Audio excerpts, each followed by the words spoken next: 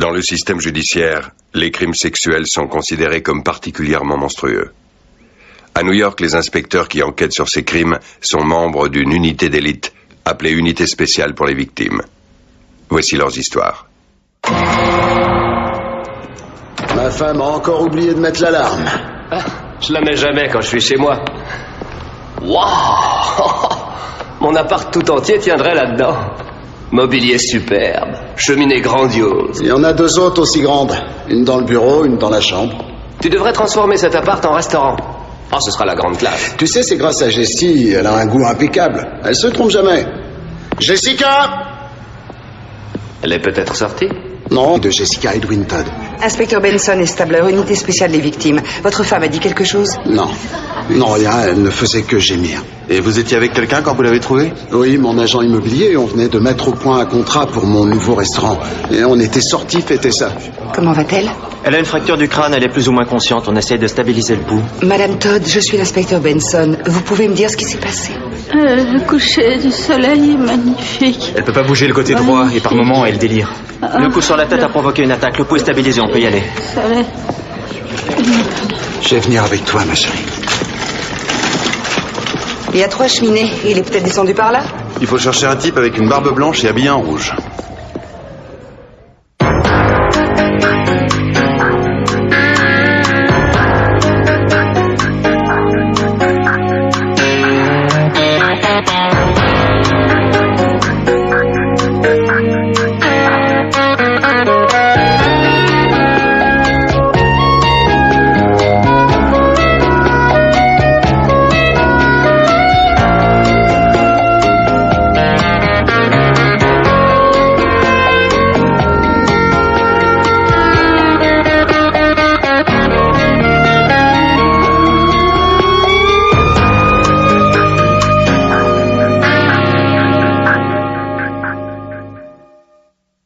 Quel est le pronostic?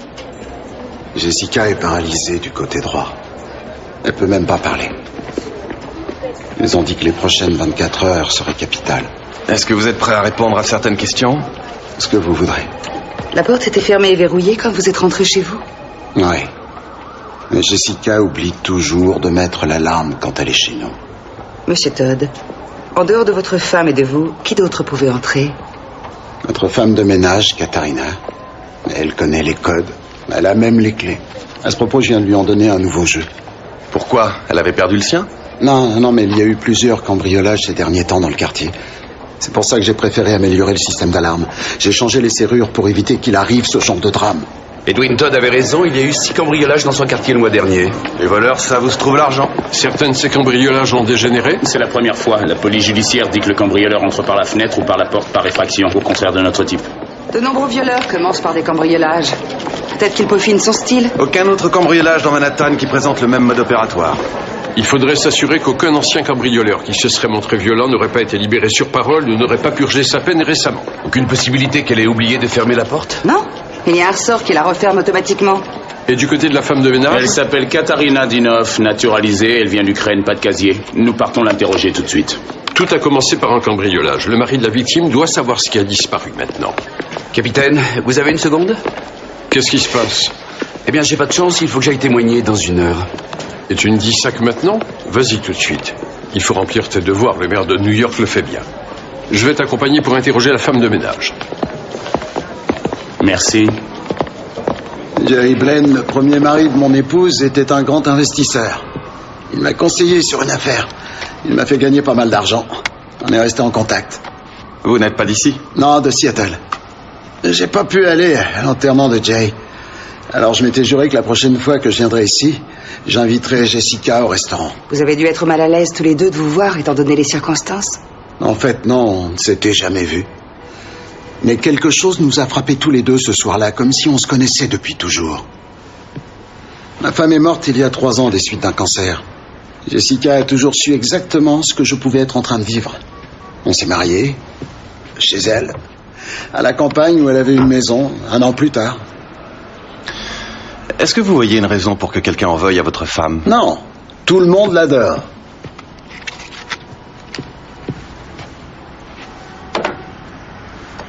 Des objets ont disparu? Oui, La montre de Jessica. Je me rappelle pas si elle l'a portée quand nous l'avons trouvée. Où elle la range en général? Ici, sur la table de nuit, quand elle se couche. Mais le reste des bijoux est dans le coffre. Elle n'est pas sur la liste des objets qui ont été envoyés au labo. C'est une montre de valeur? Bien sûr. Vous avez une idée du prix? 35 000 $. C'est terrible ce qui est arrivé à Madame Blaine. Je croyais qu'elle s'appelait Todd. J'arrive pas à m'habituer à ce nom. Monsieur Blaine était un homme charmant. Il prenait toujours le temps de me demander comment j'allais. Ils ont divorcé? Il s'est noyé en vacances aux Bahamas il y a 2 ans. Et quand Monsieur Todd est-il arrivé dans sa vie? Peu de temps après la mort de Monsieur Blaine. À vous entendre, ça paraît un peu trop rapidement. Quand Monsieur Blaine était vivant, j'ai vécu 5 ans dans leur maison. Mais Monsieur Todd m'a forcé à déménager pour avoir plus d'intimité. Vous vivez avec quelqu'un? Mon petit ami, Comment il s'appelle? Andrei Gorski. Où était-il hier soir? Il est chauffeur de maître. Il a travaillé jusqu'à 4 heures du matin. J'étais chez ma voisine, je l'ai attendu. Il avait emporté mes clés par erreur. J'ai dû attendre son retour pour rentrer chez moi. Hier, c'était mon jour de congé. Alors, voyons, Gorski... Ah non, monsieur, il n'a pas travaillé hier soir. Vous êtes sûr? Il n'est pas sur le registre, il n'a donc pas conduit. Il a un portable? Est-ce qu'on peut le joindre rapidement? Oui, c'est lui qui nettoie sa voiture là-bas au fond. Je viens de lui confier un travail. Hé, Gorski, tu as de la visite? On peut bavarder 1 minute? Ah, mais tu vas faire tes courses? Monsieur est pressé, on dirait. C'est une façon de se comporter, ça? Où étiez-vous hier soir? On est libre dans ce pays. Je vais où ça me plaît. Vous devez connaître les gens qui travaillent pour Katharina, monsieur et madame Todd. Je les ai conduits à l'aéroport. Donc vous êtes allé chez eux. Combien avez-vous eu pour la montre? Désolé, je ne vois pas de quoi vous parlez. Bien sûr que si. Vous avez les clés de Katharina. Vous êtes allé à l'appartement, vous avez volé la montre, vous avez violé madame Todd. Un viol? Je n'ai violé personne, vous êtes malade. Je n'ai volé aucune montre. J'ai oublié que j'avais les clés de Katharina. Bon sang, c'est dingue. C'est votre dernière chance de nous dire la vérité. Où étiez-vous hier soir?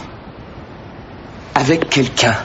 Vous avez dit à Katharina que vous alliez travailler. Oui, mais j'étais avec une autre petite copine. Elle va pouvoir le confirmer parce que je ne veux pas perdre mon temps bêtement. Je vais vous donner son numéro. Si vous n'aviez rien fait, pourquoi avez-vous essayé de vous enfuir? Vous avez votre carte verte? Je n'en ai pas. Comment êtes-vous entré ici? Avec un visa d'étudiant il y a 3 ans.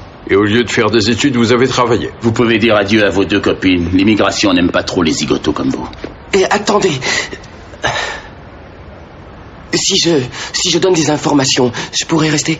Si vous nous dites des choses importantes, on appréciera. Katharina a entendu Madame Todd se disputer avec son mari la veille du jour où ça s'est passé.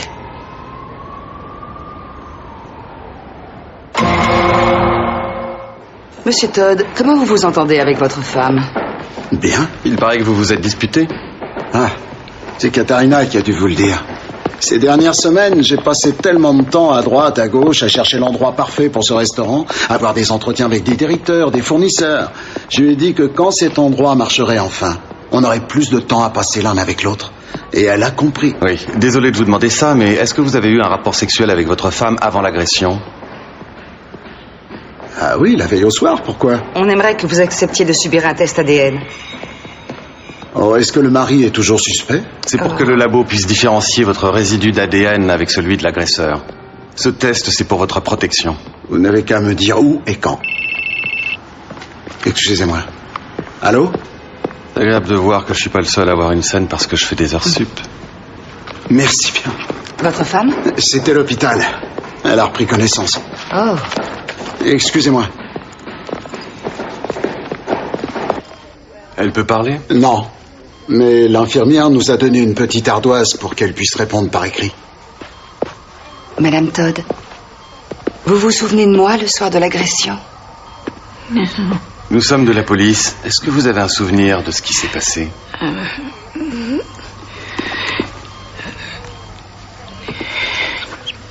Mis un peignoir. Cru que c'était Ed. Tu as cru que j'étais à la maison? Pourquoi, Madame Todd? Pourquoi avez-vous cru que ça pouvait être votre mari? Entendu? Entendu clé dans la porte. Elle a entendu la clé dans la porte. Le seul moyen de dire si un verrou a été trafiqué, c'est si le voleur a oublié de remettre le cylindre en place. Le verrou de la porte des Todd se bloque automatiquement dès que la porte se ferme. Donc on ne peut pas savoir. Tiens. Ah, si quelqu'un l'a forcé, c'est un pro. Ça nous avance pas. Ça, oui, peut-être. L'ordinateur a trouvé un ADN correspondant à celui prélevé sur Jessica Todd. On a un suspect? Autre chose? Une autre victime, viol plus cambriolage, il y a 2 semaines à Brooklyn Heights.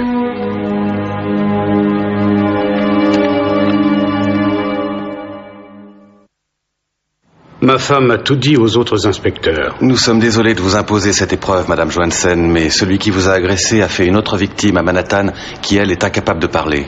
Vous ne vous souvenez pas d'un détail qui pourrait nous permettre de l'arrêter? Curtis était parti en voyage. Un rendez-vous important à Saint-Louis. J'étais dans ma chambre, je lisais quand j'ai entendu du bruit. J'ai levé les yeux, il y avait un homme qui se tenait à la porte. Il est écrit dans le rapport que vous ne pouviez pas donner de description. C'est-à-dire que j'ai dit aux inspecteurs que je n'avais pas vu son visage, il avait mis un collant qui lui couvrait la tête. Vous vous souvenez de ses vêtements?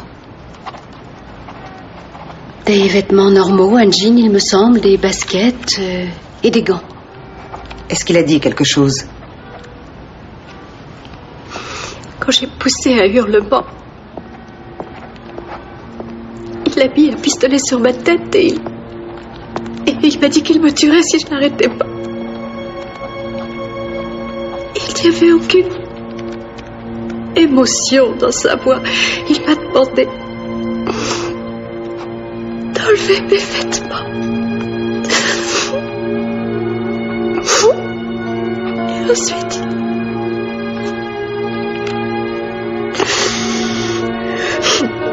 il n'a pas dit d'autres mots. Quand il a fini, il est ressorti par la porte. Et il n'a pas cherché à vous frapper.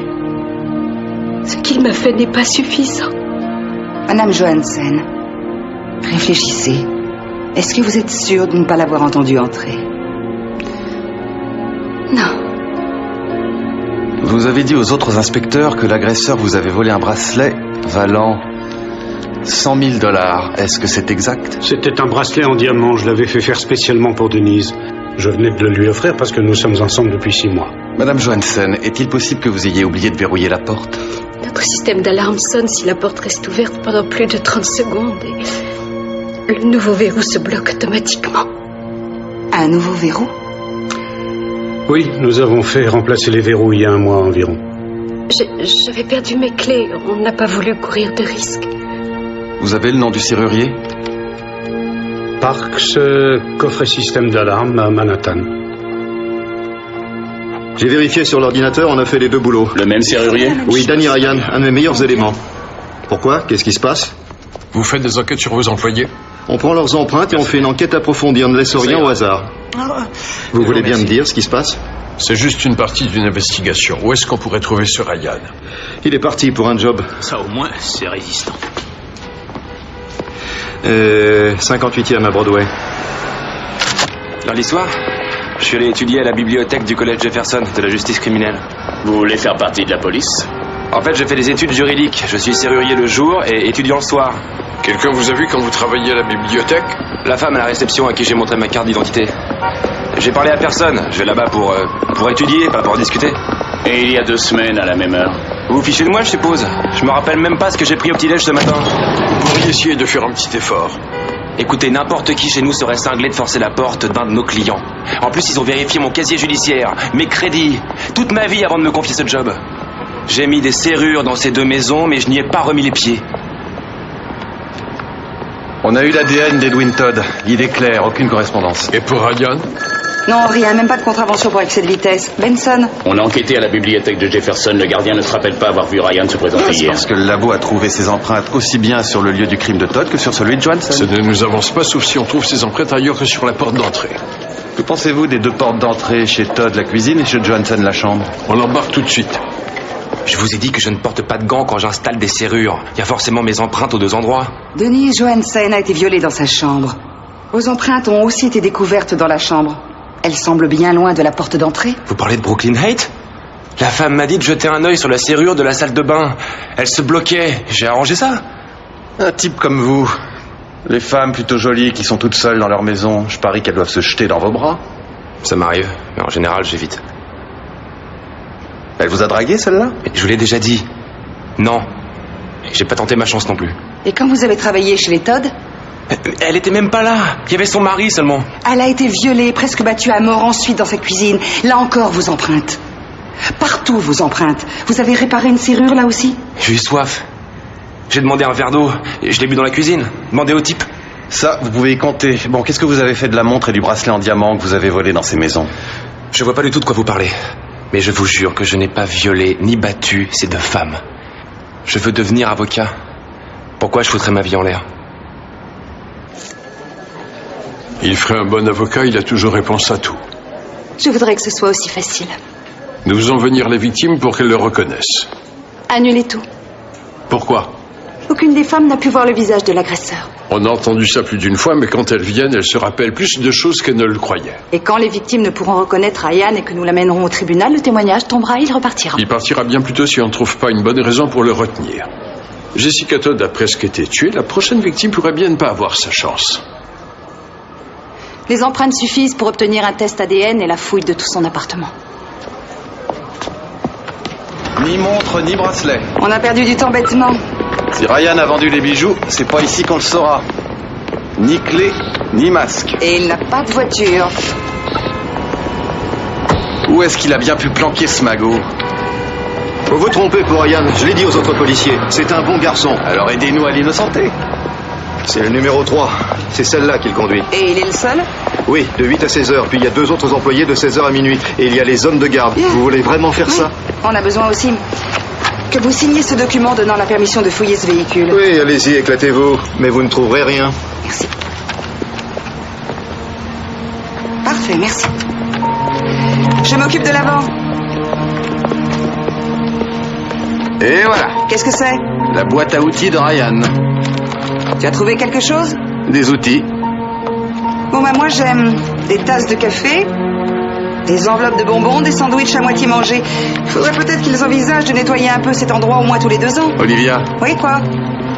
J'ai trouvé un bar. C'est pas un truc qui sert à installer une serrure? Et ça non plus.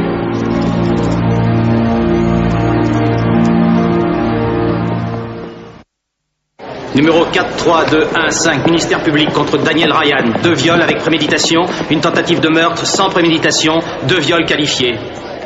Que plaide l'accusé, mademoiselle Emerson? Non coupable. Je suppose que c'est valable pour toutes les accusations. Que souhaite le ministère public? Étant donné la nature violente de ces crimes, nous souhaitons que l'accusé soit maintenu en détention. Il ne s'agit pas de meurtre, mademoiselle. Une des victimes pourrait ne plus parler normalement à la suite des coups portés à la tête par Monsieur Ryan. Mon client n'a pas le moindre précédent criminel, monsieur le juge, et il ne risque pas de s'enfuir. Monsieur Ryan a installé les serrures dans les maisons des victimes et a fait des copies des clés. Il y a peut-être davantage de clés en circulation qu'on ne le croit. Il est un risque en étant libre. C'est son premier délit, je ne le maintiendrai pas en détention. Mais je suis d'accord avec vous. La caution est fixée à 500 000 $, payés cash. 10 minutes de suspension avant la prochaine affaire. 500 000? Je peux à peine payer mes études. Pas de panique, je vous fais libérer demain. Quel optimisme. Vos inspecteurs ont fouillé illégalement. Au contraire, ils avaient la permission. Pas de la bonne personne.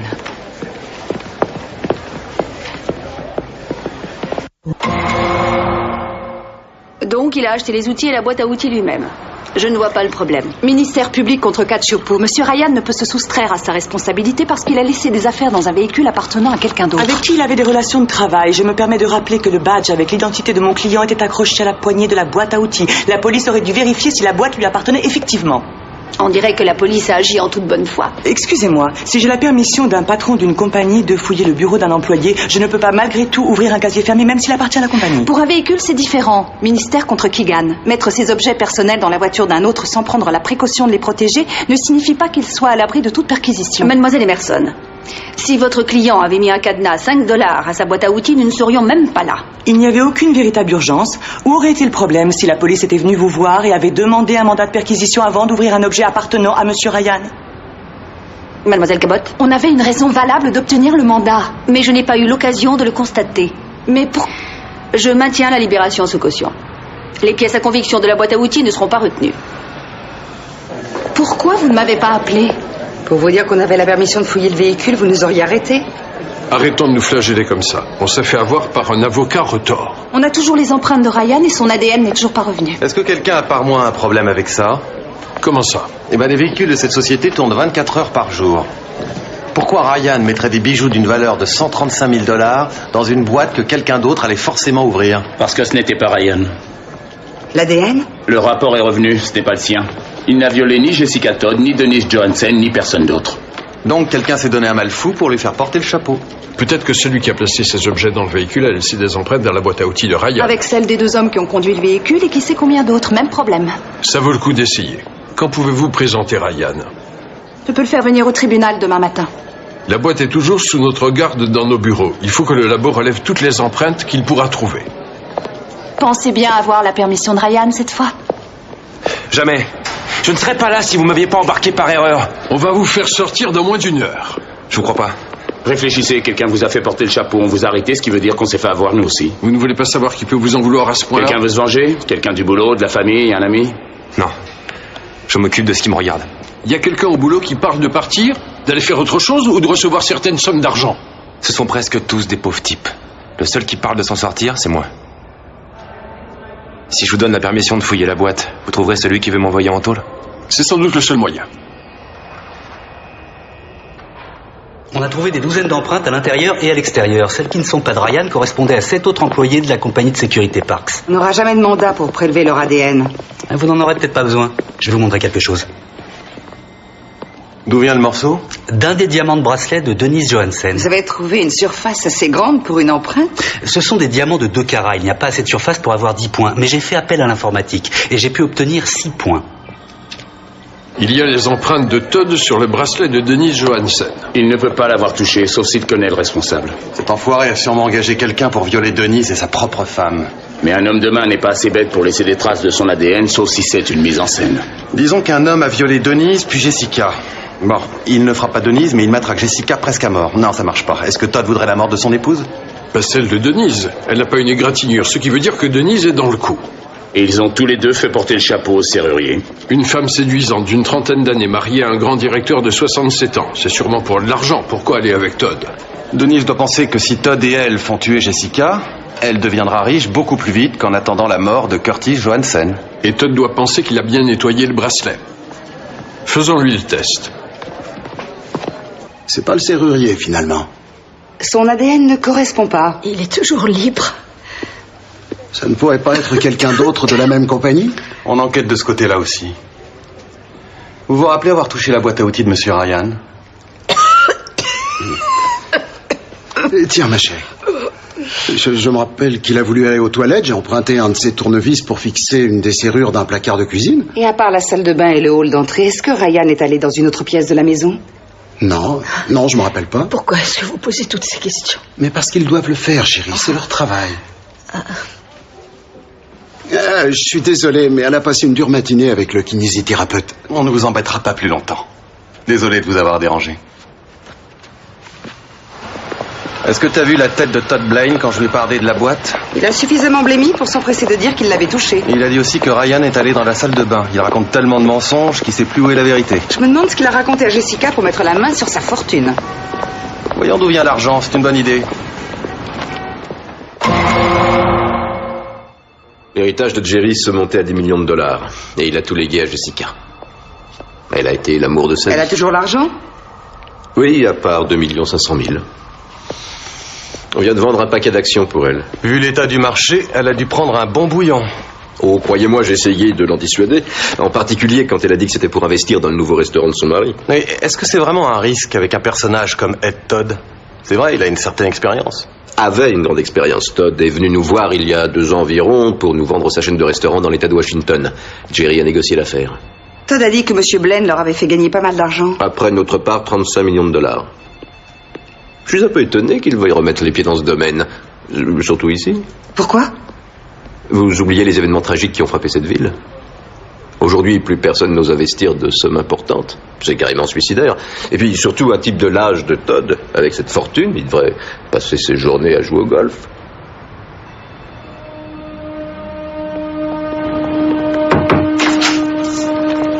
Quoi de neuf? On vient de parler à Ed Todd. Le véritable Edwin Todd. Il est bien vivant. Il a 72 ans et il apprécie sa retraite dans son manoir de Puget Sound, tout près de Seattle. Et il n'a pas mis les pieds à New York depuis 15 ans et il n'a jamais été marié à Jessica.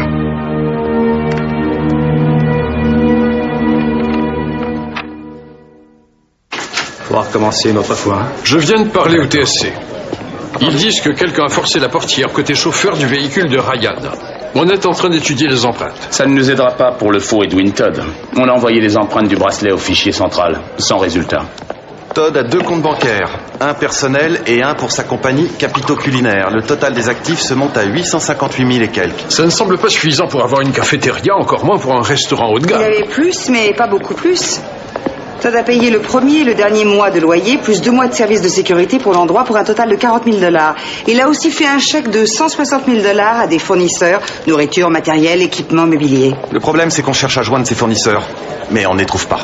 Et le compte en banque de Jessica Todd? Elle y a déposé les 2 500 000 $ de la vente de ses actions il y a 8 jours et elle a fait un chèque de 200 000 $ à Capitaux Ça Culinaires. explique pourquoi le faux Todd n'a pas filé. Il n'a pas encore toute la fortune. Est-ce qu'il existe un véritable lien entre le faux Todd et Denise Johansen? Todd a téléphoné avec son portable à un appartement du village. Le même numéro a été appelé très régulièrement depuis une cabine publique, située au coin de la rue où vivent les Johansen.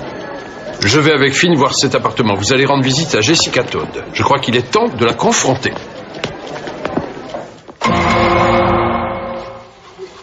Edwin a été merveilleux avec moi.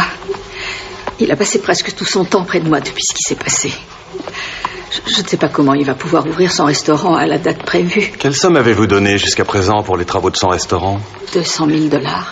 Il a dit quand il avait besoin du reste de l'argent. Dans une semaine. Où voulez-vous en venir? Madame Todd, nous pensons que votre mari a prévu depuis quelque temps maintenant de voler votre fortune. Nous avons vérifié ses comptes bancaires. La somme que vous lui avez donnée a disparu. Mais oui, bien entendu, il a payé ses fournisseurs. Ces chèques ont été établis au nom de compagnies bidons. Elles n'ont jamais existé.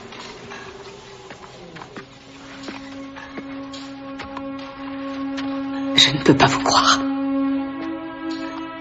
Est-ce que votre mari peut avoir accès à l'argent que vous possédez? Quand je mourrai, il sera le seul bénéficiaire de mon testament. Quand avez-vous rédigé ce testament? Il y a 15 jours. Avant votre agression. C'est votre mari qui en a eu l'idée? Non, non, c'est moi. Vous voyez, vous vous trompez à son sujet. Combien recevra-t-il? Il recevra tout ce que j'ai aujourd'hui. Madame Todd, votre mari a engagé quelqu'un pour vous tuer et avoir votre argent. Mais c'est impossible. Je ne peux rien faire sans qu'on m'aide. Edwin s'occupe de moi à chaque seconde du jour.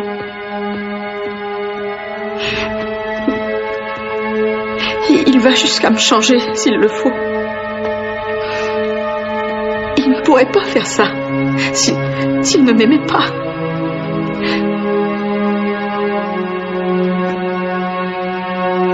Vous les reconnaissez? Bien sûr, monsieur et madame Brown, 3B. Vous les avez vus récemment? Non, mais ça veut strictement rien dire. Ils ont des heures bizarres. Ce sont des VRP, ils sont toujours sur la route. Oui, merci. On fait quoi maintenant? On appelle les TSC pour qu'ils viennent s'occuper de cet appartement, qu'ils envoient un technicien des empreintes. Je demande un mandat à Cabot. Rien là-dedans. Quelque chose dans la chambre? Le placard et la commode sont vides. Les draps n'ont pas servi depuis quelque temps. J'ai trouvé quelque chose. Qu'est-ce que c'est? Les Browns ont oublié ça. Une carte d'embarquement de Canada West pour Winnipeg.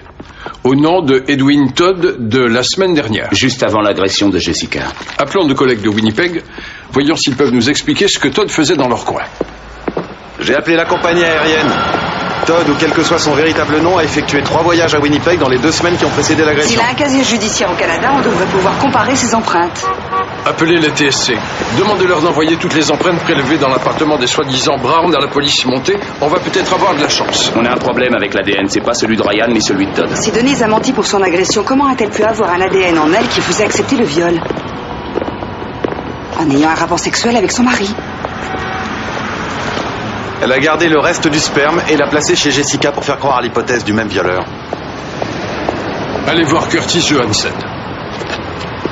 Vous voulez que je subisse un test d'ADN? J'ai l'impression qu'il faut que j'appelle un avocat. Vous n'êtes pas un suspect, monsieur Johansen. En fait, vous pourriez même être une victime. Il vaudrait mieux me dire ce qui se passe. Très bien. Avant de partir en voyage, avez-vous fait l'amour avec votre épouse? Le sexe fait partie de notre vie, inspecteur. Est-ce que c'est nécessaire? Malheureusement, je pense que oui. Cet après-midi-là, Denise m'a appelé. Elle m'a dit qu'elle avait envie d'une soirée romantique et que je devrais rentrer plus tôt. Je suis donc rentré tôt. Nous avons fait l'amour, mais je ne vois vraiment pas le rapport avec le viol. Votre femme a signalé le viol juste après votre départ, monsieur Johansen. Nous pensons qu'elle l'a inventé. Pour quelle raison elle aurait fait ça? Pour masquer un crime. Elle a placé votre sperme sur l'autre victime après l'avoir battue presque à mort. Je ne peux pas croire ce que vous dites. Quelle preuve avez-vous? Le test d'ADN nous donnera la réponse. Elle savait qu'on ne vous considérait pas comme suspect parce que vous étiez en voyage. C'est pas vrai. Elle m'a piégé, mais pourquoi? Elle fait équipe avec un homme qui se fait appeler Ed Todd. Le restaurateur? Oui, vous le connaissez? Si je le connais, j'ai investi 250 000 $ sur son nouveau projet. C'est une idée de Denise. C'est une combine, monsieur Johansen. Il vise votre portefeuille. Je n'ai jamais investi dans une affaire sans avoir pris des précautions. J'ai vu les lieux, je me suis penché sur le plan d'activité, j'ai vu d'autres investisseurs, y compris d'ailleurs sa femme. C'est elle la deuxième victime. On a les rapports du labo. L'ADN de Curtis Johansen se trouve chez les deux femmes. Donc Jessica a signé son arrêt de mort quand elle a fait savoir qu'elle lèguerait tout à Todd. Il faut l'arrêter avec Denise avant qu'il se défile. Et ça, c'est un problème. Cette empreinte partielle prouve que c'est Todd, sans discussion. Prouvez-le nous. Il n'y a que 6 points de similitude. C'est inutilisable au tribunal. Ça peut marcher. Le rapport du Canada est arrivé. Le véritable nom de Todd est Edward Crandall. Il habitait Toronto. Il a fait 3 ans de prison à Kingston pour escroquerie. Et pour Denise? Son véritable nom est Denise Cormier. Elle est née au Québec, arrêtée avec Crandall et elle a purgé sa peine à Maplehurst. Est-ce que Jessica et Curtis coopèrent avec nous? Johansen est effondré et Jessica ne veut pas y croire. Alors il faut la faire changer d'avis. C'est quoi ça? Qu'est-ce que vous me montrez? Votre mari, il a fait de la prison au Canada pour escroquerie. C'est un truc pour me faire parler. Désolée, Madame Todd. Mais c'est la vérité. Cette femme, c'est sa complice. On pense qu'elle vous a agressé et mis en scène votre viol et le sien. Ramenez-moi à l'hôpital. Je ne veux plus parler de cette histoire. Regardez donc ça avant. Est-ce que je dois voir? Ils partagent un appartement ensemble. Nous avons relevé leurs empreintes sur place. Non.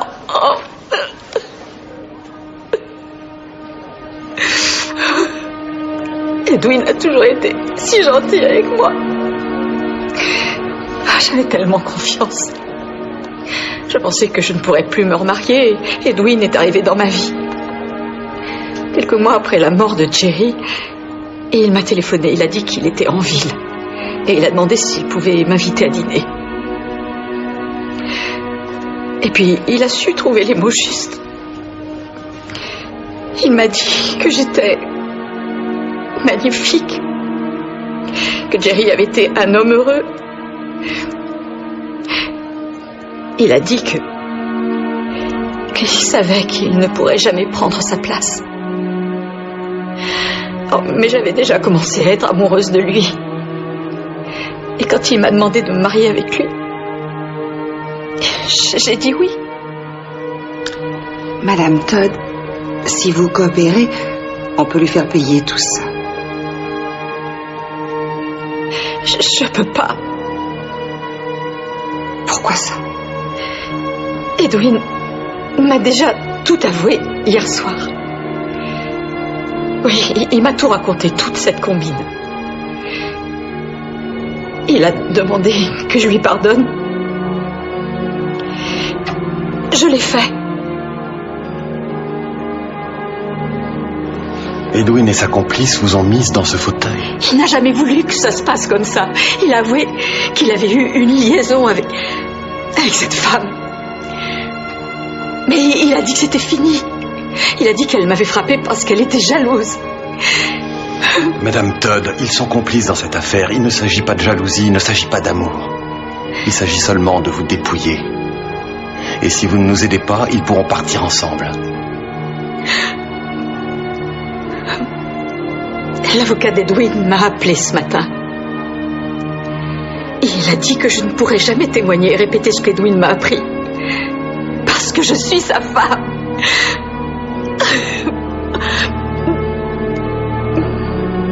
Oh, est-ce que j'ai pu être stupide? Curtis Johansen a reçu le même coup de fil de l'avocat de Denise ce matin, après qu'elle lui ait tout avoué hier soir. Ils se sont protégés en épousant leurs victimes. Ce sont des pros dans leur domaine. Nous coinçons nous et les victimes. Et on ne peut rien prouver sans qu'il y ait de doute raisonnable. Et pour l'ADN de Curtis Johansen? Présentez ça à un jury et il pensera que Johansen a violé Jessica et Denise, même s'il a un alibi. Entrez. Nous avons des femmes battues qui témoignent contre leur mari des dizaines de fois. En quoi c'est différent? Ces femmes ont témoigné contre ce que les maris ont fait et pas ce qu'ils ont dit. Ces femmes ne peuvent pas révéler les communications confidentielles entre elles-mêmes et leurs époux.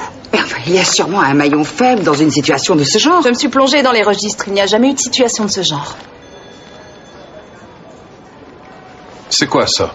Les certificats de mariage. Edwin Todd et Jessica Blaine. Curtis Johansen et Denise Carlson. Je croyais qu'elle s'appelait Cormier.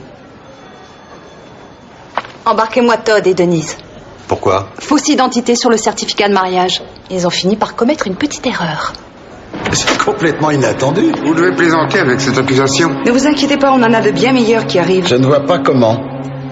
Vous avez vraiment cru pouvoir vous en tirer? Vous n'avez pas à me parler sur ce ton, inspecteur. Votre véritable nom est Denise Cormier? Oui, et alors? Sur votre certificat de mariage, il y a écrit Denise Carlson. Où est-ce que vous voulez en venir? Vous avez menti sur le nom. Et comme vous nous avez menti, votre mariage avec Jessica Blaine est nul. S'il vous plaît, combien de fois faut-il vous dire de ne pas me parler sur ce ton? Oh, pardon. Si ma voix vous déplaît, je vais utiliser votre véritable nom. Edward Crandall, nous vous arrêtons pour complot dans le but de commettre un meurtre, tentative de meurtre, cambriolage et vol aggravé. Si vous voulez utiliser son vrai nom, inspecteur, appelez-le don Edwin Todd. Quoi? Comment ça?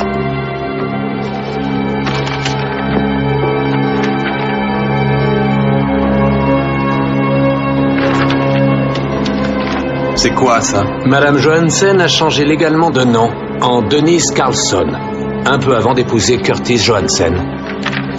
C'est canadien qui me dit qu'il n'est pas falsifié. Parce que c'est une copie que nous avons demandée au bureau des registres de Winnipeg, où se trouve l'original. Regardez le sceau au bas de la page. Pourquoi avez-vous changé de nom comme ça? Edwin? Ne répondez pas. Oh, je vous en prie, où est le problème? Maintenant, je vais suivre le conseil de mon avocat.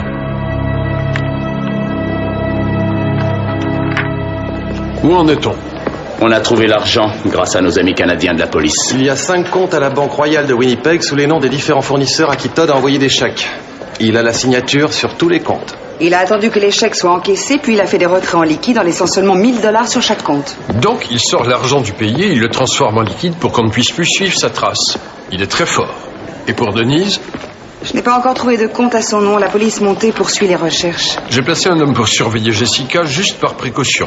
J'en ai mis un aussi sur Todd et Denise au cas où ils décideraient de partir brusquement pour le Canada. Qu'est-ce que ça veut dire? Qu'est-ce que t'as? C'est un relevé de carte de crédit au nom d'Edward Crandall, un hôtel à Acapulco, il y a 1 an et demi. C'est en espagnol. Ce genre d'endroit est parfait pour repérer des cibles. Hôtel del Sol, c'est Rie de Luna de Miel. Luna de Miel, c'est forcément lune de miel. Ça, c'est la meilleure. Pourquoi Ed et Denis sont-ils descendus dans la suite nuptiale de cet hôtel? Nous n'allons pas vous autoriser à harceler encore longtemps nos clients. Alors pourquoi sommes-nous là? La lune de miel est finie. Et qu'est-ce que ça veut dire? C'est en espagnol. Vous pouvez nous expliquer? Oui, c'est le certificat de mariage mexicain de vos clients. Je te l'avais dit, on aurait mieux fait de divorcer. La ferme, pauvre petite idiote. Attention, c'est la dernière fois que je m'occupe de toi. C'est lui qui en a eu l'idée. Et ils ne peuvent rien prouver de tout ça si tu es capable de la fermer. Que se passe-t-il, cher maître? Vous ne saviez pas qu'ils étaient mariés? Si vous ne pouvez pas produire les papiers du divorce précédant les mariages respectifs de Jessica Blaine et de Curtis Johansen, c'est comme si ces mariages n'avaient jamais existé. Non, Jessica a besoin de moi. Je fais absolument tout pour elle. Elle ne va jamais témoigner contre moi.